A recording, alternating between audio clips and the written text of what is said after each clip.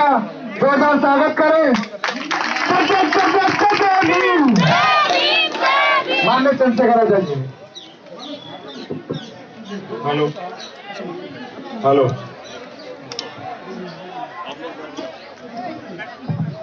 बैठ जाओ सब ऊपर नीचे सामान और लोग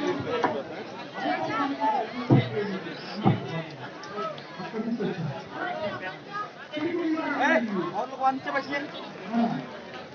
बैठिए यार, सब नीचे बैठ जाओ।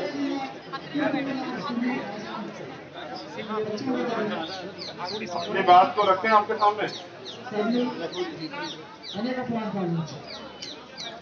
जो लोग यहाँ खड़े हैं ना, मीडिया के लोग छोड़ के बैठ जाए। जब आप बैठ जाएंगे, बहुत सीनियर लीडर्स हमारे बैठे हुए हैं,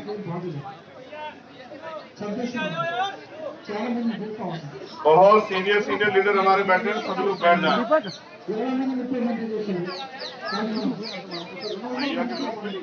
कर दो सभी को मैंने इधर आ जाओ।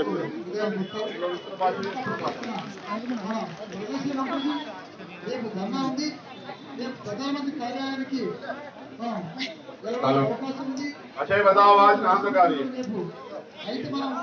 ठीक है, ज्यादा तेज नहीं बोलेंगे क्योंकि रोज ही रहते हैं ना आंदोलन में। तेज बोलेंगे तो गले में नुकसान हो जाएगा। ये माइक जो है ना, ये एक हिप से कनेक्टेड है, इसलिए मैं समझता हूँ कि इसी माइक से बोलना पड़ेगा और आपको ध्यान से सुनना।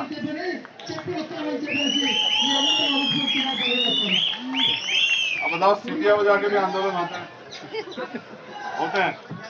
जिन्हें अपने आंदोलन से कुछ अच्छा करना होता है वो लोग करते हैं। SSC-GD के मेडिकल फिट नौजवान बहनों और भाइयों, आप लोग पिछले 11 महीने से आंदोलन कर रहे हैं। इस 11 महीने के जीवन में बहुत कुछ आपको सीखने को मिला हो। जो सबसे जरूरी है वो ये है कि सरकार सुनती रही है। ये समझ आया नहीं आया? अगर सरकार सुनती तो क्या ये हालात होते? लोकतंत्र है, कॉन्स्टिट्यूशन है, सब है, लेकिन क्या पिछले 11 महीने में आपकी आवाज प्रधानमंत्री तक नहीं गई? गई भी तो उन्होंने सुनना क्यों नहीं चाहा? क्योंकि नौजवान बेरोजगार इस देश के एजेंडे में नहीं। इस देश के एजेंडे में वो जिससे उसकी वोट बढ़ जाए। आपको अपने मुद्दे को वोट से जोड़ना पड़ेगा। अगर आप अपने मुद्दे को वोट से नहीं जोड़ोगे ना, तो उनको आप पर डर ही नहीं होगा। समझ रहे हो? नौजवान इस देश की ताकत है। इस देश की सीमा की रक्षा के लिए नौजवान की जरूरत है। घर चलाने के लिए नौजवान की जरूरत है। हर जगह नौजवान की जरूरत है। लेकिन जब वो नौजवान तैयार होके देश सेवा में जुटना चाहता है तो उसको रोकने के लिए सरकारें लगी हुई। अब मैंने आपका पूरा ये जो मुझे दिया गया, जिसमें पूरी जानकारी मैं अपनी वाणी द्वारा मीडिया के साथियों को बता दूं कि असल बात क्या, क्योंकि जब आपके जरिए बात बहुत दूर तक जाएगी, पूरे देश में रहने वाले जो यहाँ नहीं है वो लोग भी सुनेंगे, तो शायद मेरे हिसाब से उनको पता लगेगा कि सरकार क्या कर रही है। ये आंदोलन है SSC-GD 2018 के बच्चों का, जिसमें जो डिपार्टमेंट है जहां नियुक्तियां होनी है वो है NIA, SSF, CISF, BSF, CRPF, ITBP और असम राइफल। ये इसकी सिपाही भर्ती परीक्षा थी। हमारे केंद्रीय राज्य मंत्री कहते हैं कि 1 लाख से ज्यादा रिक्त पद पड़े हुए, लेकिन ये जो भर्ती थी ये 60,210 पदों में थी। क्या मैं सही हूँ? इनमें से भी 54,000 बच्चों को लगभग नियुक्ति देने का प्रयास किया गया। 6,000 पद लगभग रोक दिए गए।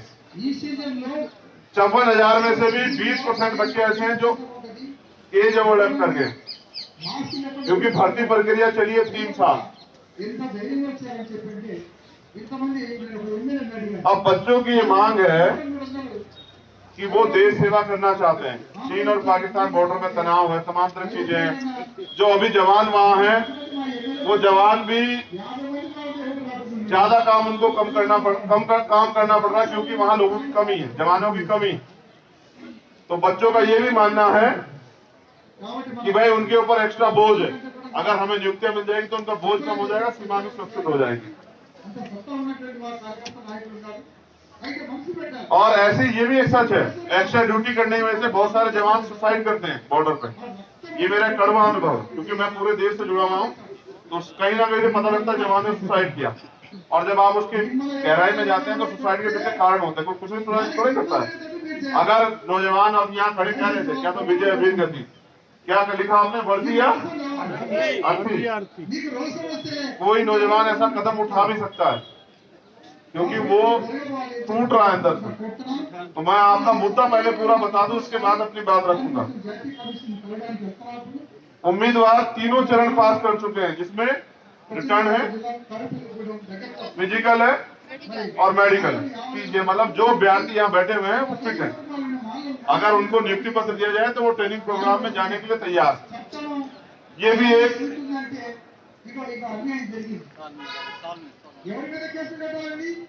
11 महीने से आंदोलन चल रहा है और ये भर्ती प्रक्रिया 3 साल चली, बस इतना ही। ठीक है, चलो अब ये आप हमारी बात हमने बता दिया कि क्या क्या हुआ।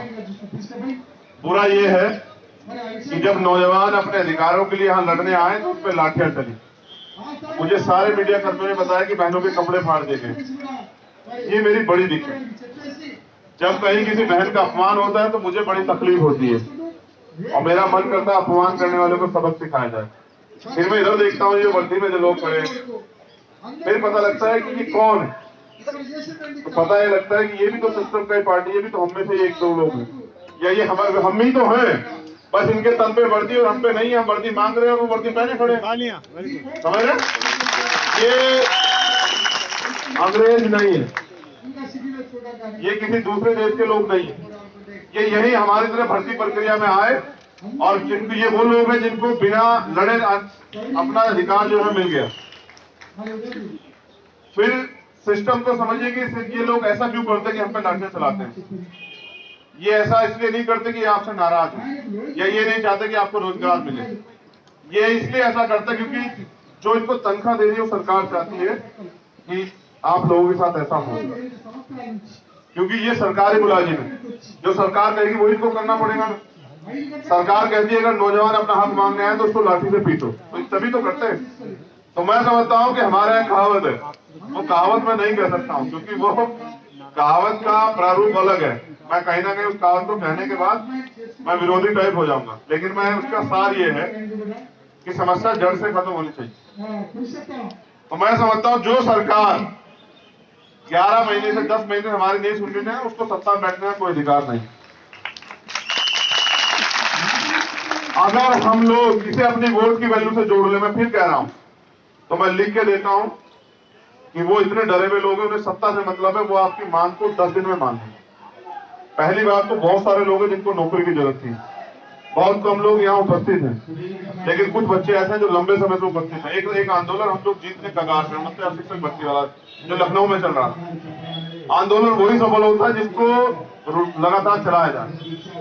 आप लोग लगातार लड़ रहे हैं, तो हमारे नेता हिमांशु जी ने हमसे कहा कि वो लोग लड़ रहे हैं, वो आपको चाहते हैं। महेश जी ने भी, राकेश कसाना जी ने, सबने हमें फोन किया कि आपको आना पड़ेगा। हमने कहा एक डेट तय करना। आज मैं सच में बताऊं, मैं लड़ने नहीं आया, आज तो मैं आपको बताने आया कि हम लोग लड़ सकते हैं। अगर लड़ना है तो एक दिन तय कर लें,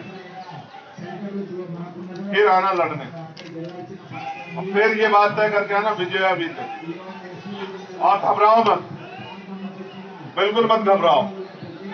युवा वो शक्ति है जिसने अच्छे को झुका दिया है। युवा रीढ़ है देश की, उसे कोई नहीं झुका सकता, कोई नहीं झुका सकता, ना तो कोई ऐसा जन्मा है जो झुका दे। क्योंकि मैं जिनको आदर्श मानता हूं वो करतार सिंह सराभा, शहीद करतार साहब 19 साल के थे जब देश की आजादी के लिए शहीद हुए।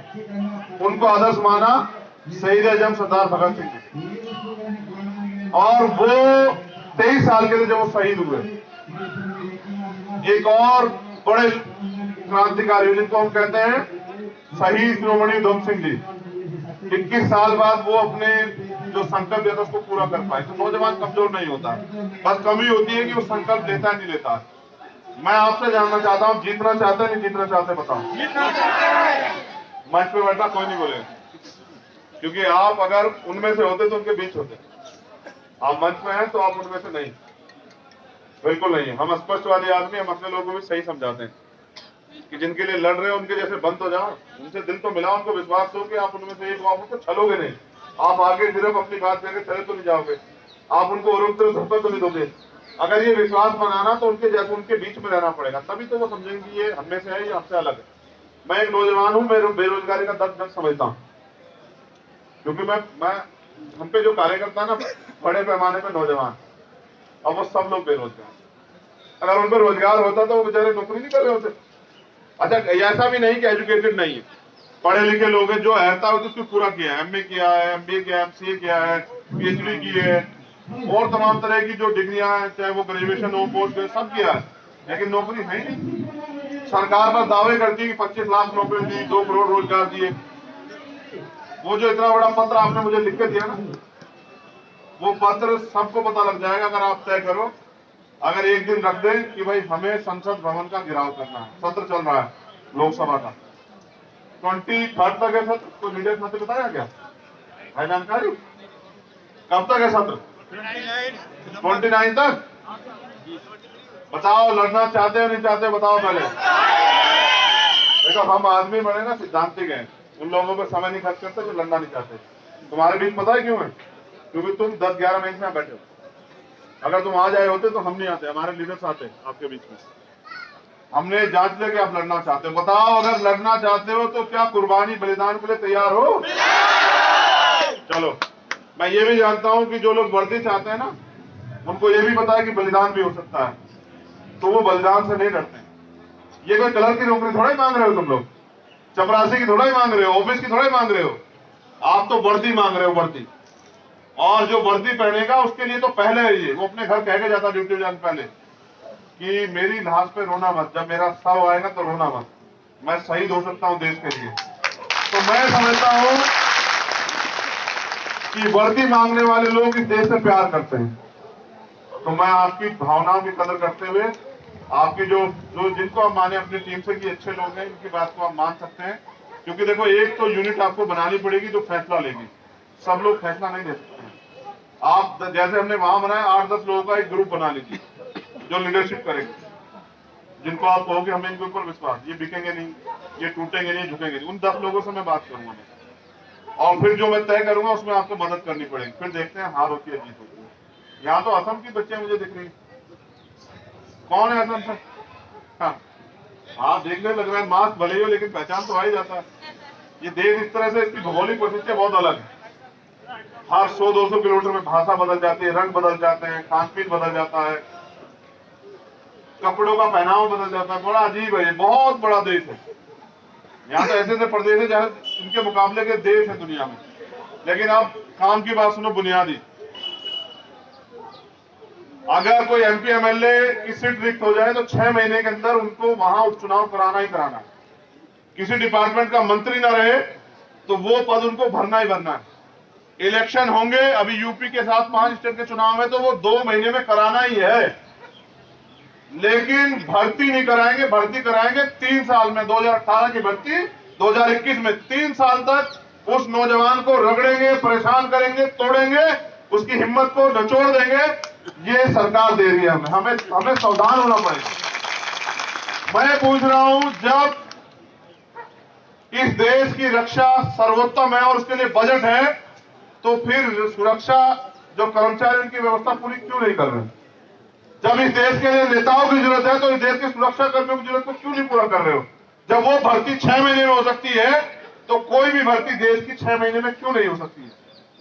और फिर चुनाव कराते हो तो जो जमानत जिसकी बच जाए, जैसे वोट पा जाए तो उसकी जमानत के पैसे वापस करते हो। मैं वहां बता रहा था बैठ के, हमसे फार्म के पैसे लेते हो पूरे और फिर वापस नहीं करते हो, और फिर भर्तियां रिजेक्ट कर देते हो। भर्ती आती है, फिर पेपर लीक हो जाते हैं। तो कहां है ट्रांसपेरेंसी? ट्रांसपेरेंसी वही है कि इस देश का लोकतंत्र, देश का कॉन्स्टिट्यूशन, सत्ता में बैठे हुए लोगों के घुटनों के उसमें चौखट जो होती है ना, वहां दम तोड़ चुका है। इस देश का लोकतंत्र, इस देश का न्याय, इस देश की व्यवस्था, इस देश का संविधान आज जकड़ा गया, गुलाम हो गया है नेताओं की चौखट के आगे। और मैं समझता हूं कि आपको अपने अधिकारों के लिए तैयार होना पड़ेगा। भाई आप में कोई कमी तो नहीं है, मेडिकल फिट होना आप लोग, फिर नियुक्ति क्यों नहीं है पता है? इसका कारण सरकार ये जानती है कि अगर ये 50,000 रुपए की 40,000 रुपए की नौकरी करेंगे ना, तो फिर ये अपने बच्चों को, जो आर्थिक रूप से कमजोर वर्ग के लोग हैं, ये अपने बच्चों को प्राइमरी स्कूल में नहीं पढ़ाएंगे, ये फिर पढ़ाएंगे इंग्लिश मीडियम में, और फिर इन्हें रोटी के लिए सुबह शाम परेशान नहीं होना पड़ेगा। तो ये देश के बारे में सोचेंगे, देश में क्या हो रहा है। एक पूरी साजिश के तहत इस देश को गुलाम बनाने की प्रक्रिया चल रही है। किसी तरह से सरकार ये चाहती है कि सत्ता में बनी रहे अगली बार तक, और इस देश का संविधान खत्म कर दें। और क्योंकि लोगों को यही नहीं पता कि उनके अधिकार क्या हैं, उनकी ड्यूटी क्या है। भारतीय कॉन्स्टिट्यूशन आप में से कितने लोगों ने पढ़ा, हाथ उठा के बताओ। सवाल पूछने वाला हूं, सोच समझ के उठाना। वकील के सामने हो, अरे हो, किसी अनपढ़ नेता के सामने नहीं हो, उल्टा देख के, जो सिर्फ पिताजी के दम पे या माँ के दम पे या बुआ चाचा के दम पे नेता बन के आओ, जिसने अपनी पहचान बनाई, उसके सामने नहीं हो। उस व्यक्ति के सामने हो जो 18 साल से इस काम को कर रहा है, जिसने इस देश की जो सबसे बड़ी जेल तिहाड़, उसको भी 2-2 बार देखा है, जो पीएचडी करके आया तिहाड़ से, उसके सामने हो। पढ़ा है संविधान? ये बताओ, खड़े हो जाओ, बताओ अपने अधिकार बताओ, फंडामेंटल जो राइट्स हैं बताओ क्या क्या है। हाँ, बोलने की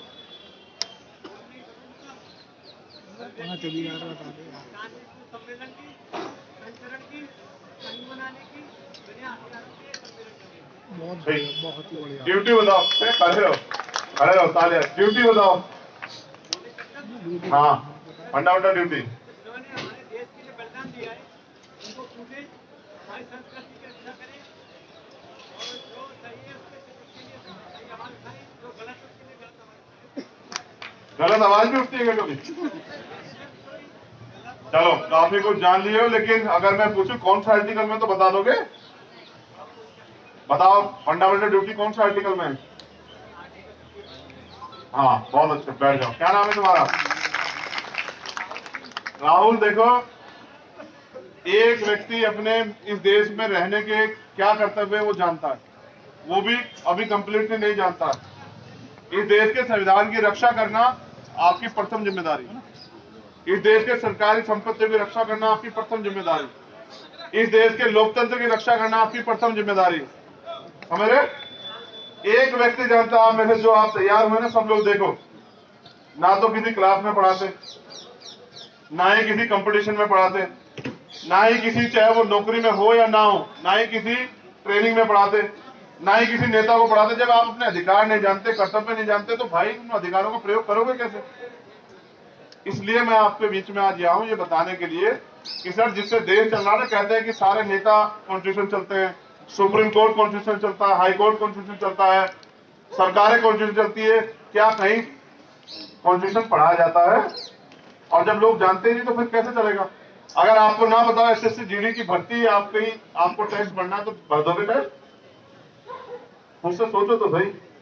तो नौजवान अभी भीड़ ही तो है, इसके अलावा है क्या? भाई अभी आपको भर्ती करेंगे तो सीधा बॉर्डर में थोड़ा भेज देंगे, ट्रेनिंग कराएंगे ना। मैं आपको सिर्फ ये बता रहा हूं मेरी प्यारी बहनों, नौजवान भाइयों, कि अपने ये मुल्क हमारा है, इस देश के लिए कुर्बानियां दी गई हैं, हजारों लाखों लोगों ने शहादतें दी हैं, और आज भी इस देश की रक्षा के लिए, आंतरिक और बाहरी रक्षा के लिए लोग शहीद होते हैं।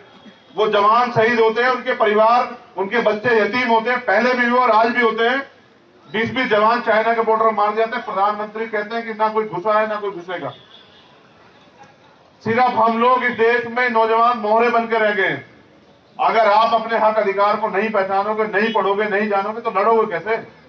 अगर आपको ना बताओगे प्रोटेस्ट करना आपका राइट है आर्टिकल 19 में, तो आप यहां आ जाते लड़ने।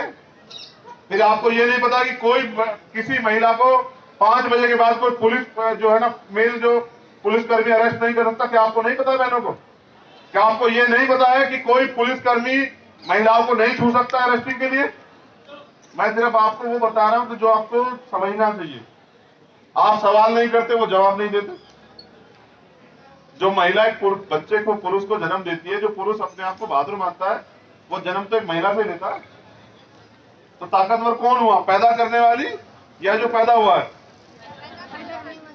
तुम इस देश की वीरांगनाएं हो और तुम पे अधिकार हैं, पुरुषों से भी ज्यादा अधिकार। अपने अधिकारों को पहचानो। जो साथी यहाँ मेरे 21 तारीख का समय जो है ना, क्या मनीष कहाँ है जी? 21 तारीख का समय दिया तो नहीं कहीं? Confirm done. 21 तारीख मेरी फेवरेट तारीख है। 21 तारीख का किया गया आंदोलन हम कभी नहीं हारे आज तक। सब जानते हैं, हमारी यूनिट के सब लोग जानते हैं। मेरा जन्मदिन आता है 3 तारीख को, इसी महीने में था, 3 दिसंबर। 2 और 1 3, ये मेरा बहुत प्यारा आंकड़ा है। 21 तारीख को आंदोलन करना, संसद भवन का घेराव। क्या आप लोग तैयार हैं? एक और बार सोच लो, लाठी भी रहेगी, गोली भी चल सकती है।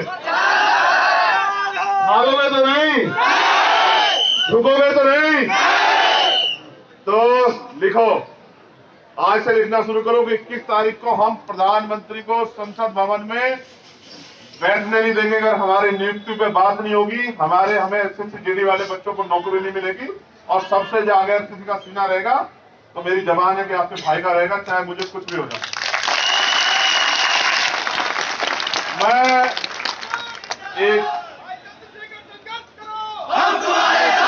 हर से कल संघर्ष करो।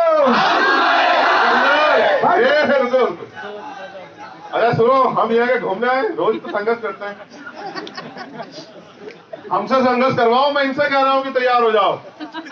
समझ रहे हो? हमारे संघर्ष को तो आप भी जानते हो और सरकार भी जानती है। हम यहाँ कह रहे हैं कि सरकार को पता नहीं लग रहा है। अभी हमने लखनऊ बैठ के कहा कि 5 दिन करेंगे, 16 से 21 का नाम लेते यूपी सरकार बोली कि इसको कर दे रहे हैं, 29 शिक्षक भर्ती वाले का हल निकाल दे रहे हैं। समझ रहे हो? वो हमारे 21 को जानते हैं। हमने दिल्ली में भी किया था 21 रविदास मंदिर वाले में। हाँ, हमने खाई थी 250 लाख, बैठे हैं जितेंद्र भाई हमारे। और ये भी सच है कि हम रहे थे 66 दिन जेल, लेकिन इस देश सुप्रीम कोर्ट को भी झुकाया, सरकार को भी झुकाया था उन्हीं 66 दिनों में। हमारे लिए राजनीति सिर्फ चुनाव नहीं है। और अगर चुनाव का डर और चुनाव की सहूलियत का ख्याल होगा तो हम आंदोलन में कभी जाएंगे नहीं, क्योंकि सरकार हमें मुकदमा लगा जेल में डाल देंगे, नहीं डरते मुकदमे से। और हमने ऐसे तैयार किए ही नहीं है लोग जो डर जाए। क्या हम लोग डरते हैं मुकदमे से? तुमसे भी कह रहे हैं, मगर इस संख्या बल से काम नहीं चलेगा, इसको बढ़ाना पड़ेगा। 11 महीने के आंदोलन को धार देने के लिए एक दिन, क्या हम इसके 10 गुना लोग इकट्ठे हो सकते हैं? प्रयास करोगे? अधूरा लग रहा है अभी। आवाज ऐसी होनी चाहिए कि मुझे पता लगे। बिल्कुल तैयार करेंगे। नहीं, जो आंदोलन जीतने के लिए एकजुटता जरूरी होती है, एकजुटता नहीं दिख रही है। जरूरी नहीं मेरे फैसले से आप सब लोग सहमत हो, लेकिन लड़ाई तो जीतनी है ना। क्या आप चाहते हो 11 महीने बाद हार के जाओ यहां से? जीतनी है ना। 21 तारीख दिन क्या बैठेगा? क्या बैठेगा? बताओ बहनों। ट्यूसडे मंगलवार, बुधवार। चलो तो मंगल चढ़ा देते हैं फिर उसी सरकार पे। अरे ये हमारे ऊपर मंगल को चढ़ाते रहते हैं, इस दिन मंगल चढ़ा देते हैं इनके ऊपर। ठीक है? 21 तारीख बस। एक और खास बात बताता, सुनो। सुनिए, यहाँ लड़ना बहुत कम लोग चाहते हैं। बस ऐसे ही नेता को खुश करते रहते हैं, नेता खुश हो जाता है, वो घर चला जाता है, ताली बज जाती है, और देश में कुछ परिवर्तन नहीं हो रहा। ये बराबर में हो रहा है। एक मिनट, उन पर भी बात करेंगे। हमारी बात समझ आई? हक मांगने से नहीं मिलते सर। हम क्या करते हैं? कैसे मिलते हैं? कैसे मिलते हैं हक? पहले तो ऐसे मत रहिए, ऐसे बनिए, ऐसे उठाइए दो अपना हाथ ऐसे। हम न किसी से भीख मांगते, हम अपना अधिकार मांगते, हम न किसी से भीख मांगते, हम अपना अधिकार मांगते, हम न किसी से भीख मांगते, हम अपना अधिकार मांगते, हम न किसी से भीख मांगते। हम अपना अधिकार मांगते। ये मुट्ठियों में, बाजू में ताकत होनी चाहिए, वीरांगनाओं की भी और वीरों की भी। बताओ कैसे उठाओगे बंदूक सीमा पे है? और आवाज में भी बताओ कैसे दुश्मन को सतर्क करोगे कि हो जाओ सतर्क आ रहे हैं? बताओ कहाँ है तुम्हारी ताकत? नौजवान इतना बेबस है तो बुजुर्गों का क्या होगा बताओ? आवाज दो। कुछ तो गर्मी आई। चलो ठीक है, ज्यादा बात नहीं करनी। 21 तारीख तय हुई, ठीक है। मैं अपने लीडर से कहूंगा, महेश जी हैं, उमेश पहलवान जी है, हिमांशु जी है, जैन साहब हैं, कि आप तैयारी कर लें और दिल्ली के साथ जो आसपास लगी यूनिट है उनको भी अपील कर दें। 21 तारीख को हम लोग आएंगे और संसद मार्च करेंगे और संसद का घेराव करेंगे, ठीक है। डन। कल मैं इसके अनाउंसमेंट भी कर दूंगा, क्योंकि कल मैं पीसी करूंगा प्रेस क्लब से, और मैं इसके अनाउंसमेंट भी करूंगा 21 तारीख को हमारा संसद घेराव। 2 मुद्दों में मुझे पीसी करनी है, आपका मुद्दा भी ऐड कर देंगे, ठीक है। और कोई हमसे उम्मीद बताओ?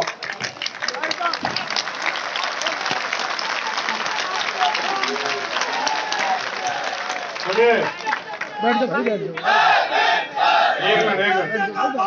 मिनट रुक जाओ, रुक जाओ। ऐसा मत बना देना जैसे वो लोग हैं, आगे कुछ कहे पीछे कुछ कहे।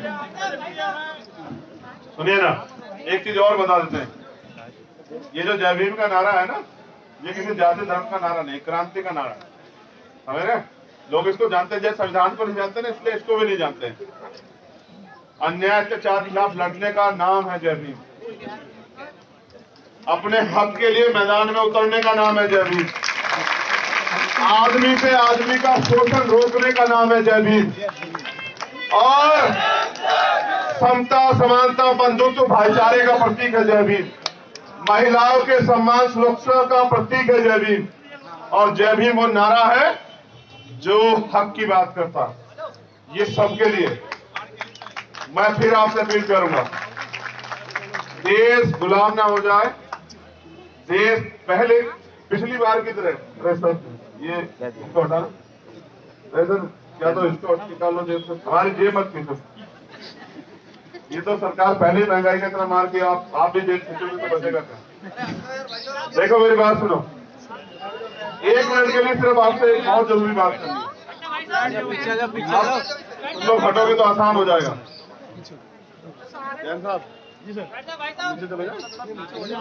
नहीं, अभी नहीं, कैमरे वालों को सबको ठीक कर देंगे, अब घुमाते फिरेंगे कैमरा, क्या तो हो जाओ सीधे। देखो, एक तो गरीब आदमी की कोई वैल्यू नहीं, लोग उसको कीड़े मकोड़े समझते हैं। उनको लगता है ये है कौन, मर भी जाए या जिए क्या मन पड़ता है। मैंने कहा अभी अपनी बातों में हमेशा कहता हूँ, गाय मर जाए तो बवाल हो जाता है, क्योंकि पशु को हम लोग जो है ना सम्मान देते हैं, लेकिन इंसानों को नहीं देते। मैं एक और बहुत बुनियादी बात कह रहा हूँ, किस तरह से हमारे माँ बाप अपने बच्चों को पढ़ने के लिए भेजते हैं, मैं इस दर्द से वाकिफ हूँ। मैं ये भी जानता हूँ कि आपकी पढ़ाई के लिए आपके माँ बाप ने, कुछ के माँ बाप ने कर्जा लिया होगा, अपनी जमीन बेची होगी, अपने सुविधाएं छोड़ी होंगी। हमारे पिताजी तो प्राइमरी स्कूल में हेडमास्टर थे, लेकिन मेरे आज भी याद है, मैंने सर्दियों में कभी उनको गर्म कपड़े अपने बनाते नहीं देखे, क्योंकि उनको पता था कि उनको अपने बच्चों को पढ़ाना है। और पढ़ाई कितनी वैल्यू है पढ़ाई की, आज ये मैं समझता हूँ। अगर मेरे पिताजी ने मुझे पढ़ा के वकील ना बनाया होता तो क्या आज मैं यहाँ होता? बहुत वैल्यू है पढ़ाई की। पढ़ाई सिर्फ नौकरी के लिए नहीं होती है, पढ़ाई इंसान बनने के लिए और जीने के लिए भी होती है। सोचे ना, आपने पढ़ाई की है हाई स्कूल तक, तो आपको क्या पता कि ग्रेजुएशन में या इंटर में या पोस्ट ग्रेजुएशन में या और किसी डिग्री में क्या है। जब आप सीखोगे नहीं तो सिखाओगे क्या। फिर मैं और बुनियादी बात करता हूँ, जब एग्जाम की डेट आती है या आप भर्ती के लिए तैयार हो जाते हैं, भर्ती की आती है, तो आपके मन में एक उम्मीद जगती है। ऐसी उम्मीद जैन साहब, अच्छा जैन साहब नीचे आपको रणवीर सिंह गवाई सफर सैनिक, सैल्यूट और सलाम। आप जय भीम आपको। Thank you. युवाओं की आवाज, अभी 3 सितंबर को हम राष्ट्रपति जी से मिलके और इन युवाओं की आवाज दो। यहाँ तो एक लंबा अनुभव दर्शन भी है, यानी कि नौजवानों के साथ एक सीनियर लोगों का भी आशीर्वाद है। जी। तो मैंने क्या बताया कि जैसे भर्ती आती है ना, अखबार में विज्ञापन आता है, तो बच्चों के मन में सपने जग जाते हैं नौजवानों के। और हम तो और बात बताएं, देखो क्या करें, स्पष्ट बात ये, जो कोई लड़का हो तो वो जब किसी लड़की से प्रेम करे तो उसके मन में सपना जग जाता है कि अब नौकरी मिलेगी तो कहेंगे कि फिर शादी के लिए बढ़ जाओ आगे, परिवार से बात करें कि अब तो कमाने लायक हो गए हैं। और फिर लड़की उसको ये लगे कि अपने पैरों पे खड़े होने का मौका आ गया है। अब मैं सिर्फ ये नहीं कि माँ बाप कहेंगे शादी कर लो, तो अब मैं कहूंगी कि मुझे जो चुनना है मैं उसके साथ शादी करूंगा। मतलब एक अवसर, अगर आप अपने पैरों पर खड़े हो तो आपको मौका है कि आप क्या तय करते हैं और आप आगे बढ़ना, आगे पढ़ाई करना चाहते, नहीं करना चाहते और कुछ बनना चाहते हैं, ये भी एक अवसर की बात है। तो मैं समझता हूँ बहुत सारी चीजें नौजवानों के लिए, तो बहुत चीजें उनके मन में आस जगती है, सपना जगता है कि भाई अब आ गया समय, अब मैं अपने सपने को मेहनत से सफल करके दिखाऊंगा और अब मैं अपनी किस्मत, जिंदगी का फैसला खुद करूंगा, मैं तय करूंगा कि मैं क्या बनना चाहता हूँ। फिर वो मॉडल आता है, टेस्ट पेपर आता है, जो कुछ उसके पास उसको इकट्ठा करता है, फिर वो अपने आप से कमिटमेंट करता है कि अब नहीं, बस अब पढ़ाई बंद, बात बंद, मोबाइल बहुत दूर, पढ़ाई बंद नहीं, वो तो गलत हो गया, बात ही बंद थी वो। अब क्या करें, बहने बैठी है ना तो कहने के तरीके बदलने पड़ रहे हैं, बातचीत बंद, घूमना बंद, पिक्चर देखना बंद, अब सिर्फ पढ़ाई। और फिर पेपर की डेट, तो जब पेपर की डेट आती तो वो जाता है एक दिन पहले, पेपर में लेट ना हो जाए, किसी रिश्तेदार के यहाँ, कहीं होटल में, कहीं सड़क पे, कहीं पेड़ के नीचे या किसी धर्मशाला में, आश्रम में जाके रहता है। और माँ बाप अपनी जेब से ऐसे पैसे निकाल के देते हैं कि भाई कुछ खा पी भी लेना। फिर वो भर्ती दे गया, अच्छा उसको पता लगता है जैसे यूपी टेट में हुआ कि साहब पेपर तो लीक हो गया, और क्या बीतती होगी उस पर। उसको पता है कि 1 महीना है उसके पास, 1 महीने बाद जो उसने सपना देखा है वो उजड़ जाएगा। वो न सोच रहा कि 1 महीने में रिजल्ट आ जाएगा तो मैं जी लूंगा, लेकिन उसका सपना टूट जाता है। यूपी टेट की भर्ती का पेपर 28 में लीक नहीं हुआ, 27 को शाम को 6 बजे लीक हुआ, और लीक हुआ इलाहाबाद में। इलाहाबाद के अधिकारी जानते हैं कि पेपर लीक हुआ। उन्होंने चीफ मिनिस्टर को बताया, चीफ मिनिस्टर ने कहा मत जिक्र करना, अभी सुबह जब मैं रैली में जाऊंगा तब पेपर स्टार्ट हो जाए तब जिक्र करना, फिर मैं इवेंट बना के कहूंगा कि इनके बुलडोजर चला दो, इनकी संपत्ति जब्त कर दो, ये कर दो, वो कर दो। अरे बाबा, हम तो जानते हैं सब कुछ, क्या बात पढ़ाते रहते हो यार, बेकार के काम करते रहते हो। सच ये है कि 27 तारीख को पेपर लीक हुआ और ये बता देते तो लाखों बच्चे, 16-16.5 लाख बच्चे शामिल हुए, वो अपने घर रुक जाते हैं, उनमें से 10% पे रुक जाते हैं, उनके कितना नुकसान हुआ होगा। इन्हें मतलब नहीं है ना नौजवान से, ना उनके रोजगार से, ना उनकी पीड़ाओं से, ना उनकी समस्याओं से। फिर मैंने अपील करी कि मुख्यमंत्री जी, बच्चे लौटेंगे कैसे घर, और अगली बार पेपर देने आएंगे वो खर्चा कौन वहन करेगा, आप कह रहे हैं 1 महीने बाद पेपर होगा। तो कहा कि पास अलाउड हो जाएंगे, अपना आई कार्ड दिखा चले जाओ। लेकिन बच्चों ने मुझे बताया कि कोई नहीं माना, पैसे लिए हमसे 161 रुपए, 200 रुपए जो टिकट बैठता था। तो ये सरकारें आज ऐसी हैं जो आंख से आंख मिला के झूठ बोलती है। मगर मैं नौजवानों को कहना चाहता हूं, आपने पढ़ाई सिर्फ नौकरी के लिए नहीं की, यहाँ तो आप नौकरी का प्रयास कर रहे हैं, लेकिन पढ़ाई आपकी इसलिए भी है कि देश की तरक्की में आपकी हिस्सेदारी हो। भाई नौकरी तो 2% है ना। आपने कितने बच्चों ने फॉर्म भरा था एसएससीजीडी के एग्जाम में, कितने? एक आदमी बताओ। 60 लाख बच्चों ने, नौकरी कितनी थी? 60,000। सोचो 1% नौकरी थी, सोचना नहीं तो सही है। तो 99% बच्चे क्या करेंगे? क्या सरकार ने उनके लिए प्राइवेट रोजगार की व्यवस्था की? क्या सरकार ने उनके लिए भत्ते की व्यवस्था की?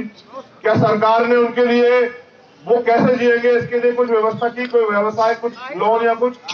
क्यों नहीं की? क्योंकि वो चाहते थोड़े दिनों में तुम्हारी उम्र निकल जाए और वो तुमसे कहे चुनाव के समय कि 2,000-5,000 रुपए ले लो, वोट दे दो। उनकी सरकारें बनती रहे, वो अपने खाते भरते रहे और आप लोग ऐसे सड़ते रहो।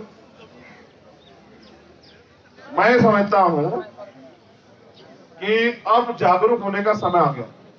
अब आप समझे कि सरकारें कौन बनाता है? सरकार हम ही लोग तो बनाते हैं ना। अगर हम वोट ना दे 51% युवा सरकार बन जाएगी किसी की, और अगर 51% लोग एकजुट होकर वोट देते तो फिर क्या होगा? समझ रहे हो? क्योंकि दोबारा समय नहीं मिलता, इसलिए आज जागरूक कर रहा हूं आप लोगों को। देखो लोकतंत्र है, अगर 50.1% वोट किसी के पास है, 49.9% वोट किसी के पास है, तो 51.1% वाला जीत जाएगा। 51% युवा को क्यों नकार रहे हैं पता? उनको पता है कि जाति धर्म पे हिंदू मुसलमान मस्जिद मंदिर पे वोट देंगे। वो शंभू भाई सही गए, बहुत सारे लोग सही गए। उनको पता है कि 3 महीने में भारत के लोग भूल जाते हैं, इनको लाठी मारो, इनके कपड़े फाड़ दो या इनको गलत जगह छू लो, क्या करेंगे? 3 महीने में भूल जाएंगे। इसलिए वो तुम्हारी वैल्यू नहीं समझ रहे। 21 तारीख को हर एक आदमी अपने प्रयास से 5 लोगों को बुलाने का प्रयास करेगा, ठीक है? आज हम हजारों की संख्या में, उस दिन हम कई हजार हो जाएंगे और हम अपनी तरफ से प्रयास करेंगे। भीम आर्मी के लोग कहां से आते हैं, कहां को जाते हैं, किसी को नहीं पता, लेकिन जब भीम आर्मी के लोग आते हैं तो सरकार को पता जरूर लगता है। फिर बसें बंद होती है, ट्रेनें बंद होती है, बहुत कुछ बंद होता है, लेकिन क्योंकि हम संवैधानिक तरीके से लड़ते हैं, हम हारना नहीं जानते हैं। ना हमारे डिक्शनरी में हारने नाम का वर्ड है। कभी सुना आपने हमारे मुंह से कि हम हार रहे हैं? आप हारोगे नहीं, मैं आज आपको कह रहा हूं। बहुत उचित समय पे आपने आंदोलन को धार दिए, मुझे आपने बुलाया, धन्यवाद। मैं अपने लीडर से कहूंगा कि वो प्रयास करके और सब लोगों को भी जोड़े। ये आंदोलन की सफलता का श्रेय इन लोगों को जाता है जो लोग लड़ रहे हैं। ये जीते इसलिए हमें इनकी मदद करनी है। और आप जहां भी रहते हैं देश के जिस भी कोने में, मुझे नहीं पता आप मुझे जानते नहीं जानते, मेरा काम देखते नहीं देखते, मैं आपसे एक वादा कर रहा हूं कि मैं अकेला भी या हम कुछ लोग इस काम को आगे नहीं बढ़ा सकते। आज नहीं तो कल आपको महसूस हो जाएगा कि अपने देश को बचाने के लिए आप सब लोगों को लड़ना पड़ेगा। आप अगर सिस्टम में भी जाओगे तो वहां भी बहुत तरह के तमाम तरह के भेदभाव, आपको हर जगह लड़ना पड़ेगा। ऐसा नहीं कि नौकरी आज मिल गई तो परमानेंट हो गई। वहां भी आपको छुट्टी के लिए पता है क्या हाल होते हैं अर्धसैनिक बलों के? बहुत सारे लोग तो इतने सुसाइड कर लेते हैं कि माँ बीमार है, पिता बीमार है, बच्चा बीमार है, पत्नी बीमार है, बहन बीमार है, शादी है, छुट्टी नहीं मिलती। क्यों? क्योंकि वहां उनकी संख्या पूरी नहीं और एक्स्ट्रा ओवर ड्यूटी को करनी पड़ती है। वो सोचते हैं कि किस तरह से न्याय उनके साथ। 71 साल में आज तक हम सुरक्षा व्यवस्था दुरुस्त नहीं कर पाए। अभी भी कोई आतंकवादी हमारे देश में घुसाता है, दिल्ली में पता लगता है इलेक्शन के टाइम कि कोई आतंकवादी पकड़ा गया। कौन था वो आतंकवादी? कहां से आया वो आतंकवादी? वो घुसा कैसे? बॉर्डर पे सीमा सुरक्षा तैनात है, कहां से आया वो आतंकवादी? ये चुनावी हथकंडे हैं सरकार के। आतंकवादी तो यही बैठे हैं। जो इन बहनों को लाठियां मारते हैं वो आतंकवादी से कम है क्या? जो मातृ शक्ति का अपमान करते हैं वो आतंकवादी से कम है क्या? जो इस देश का पैसा लूट के भाग जाते हैं और उद्योगपति कहलाते हैं, जिनको प्राइम मिनिस्टर कहेंगे उद्योगपति ज्यादा रिस्क पे है, वो आतंकवादी से कम है क्या? जो इस देश को लूट रहे हैं वो आतंकवादी से कम है क्या? हमें बाहरी आतंकवादियों से कम, अंदर के आतंकवादियों से ज्यादा लगता है। बहुत बहुत धन्यवाद, आप लोगों ने मुझे सुना, इतना समय मेरा जो है ना वो मुझे दिया, मुझे यहाँ बुलाया। मैं तो आप ही का धन्यवाद करूंगा और धन्यवाद इसलिए भी करूंगा ना, मैंने किसानों से भी ये बात कही थी, किसान हारना नहीं। एक ही नारा है, मान लो तो हार और ठान लो तो जीत। तो ठान लो कि जीत के जाएंगे, चाहे हो जाए कुछ भी। एक दिन होता है आपके लड़ने के लिए। जैसे फुटबॉल का गेम देखा ना आपने, या क्रिकेट का 2020, वही 20 ओवर होते हैं। जब आपको मौका मिले 10 गेंद खेलने का, 20 गेंद खेलने का, तो बेहतर से बेहतर करो। समझते हो? इतिहास किनको याद करता है? जो लड़ता है। जो लड़ने वाले उनको तो याद करा ही जाएगा। इतिहास उनको याद करता है जो साबित करता है खुद को। लड़के जीतते हैं। जो लड़के जीतते हैं। इतिहास कायरों का नहीं होता है, वीरों का इतिहास होता है, वीरों का। लड़ेंगे, जीतेंगे। और वीर है, बहादुर है, और वीर बहादुर झुकते नहीं है। मैं आपके साथ हूं और मैं अकेला नहीं, हमारी पूरी यूनिट, क्योंकि मैं का प्रयोग इसलिए कर रहा हूं क्योंकि संगठन के लोगों ने मुझे जिम्मेदारी दी है अभी कि मैं जाके अपनी बात रखूं। हम सब लोग आपके साथ हैं और जहां आपका पसीना पड़ेगा वहां खून भी देंगे, आप चिंता मत करना। बहुत बड़ी बात ये समर्थन दिया है नहीं, ये बराबर में हो रहे आंदोलन वालों ने इन्हें समर्थन दिया। अच्छा, ये APMRPC स्टेट प्रेसिडेंट श्री ये आंध्रा के हैं, एटुका राजा जी हैं और प्रिया महदिया जी, इनका भी समर्थन आपसे प्राप्त हुआ। आप तो समर्थन बहुत सारे होंगे।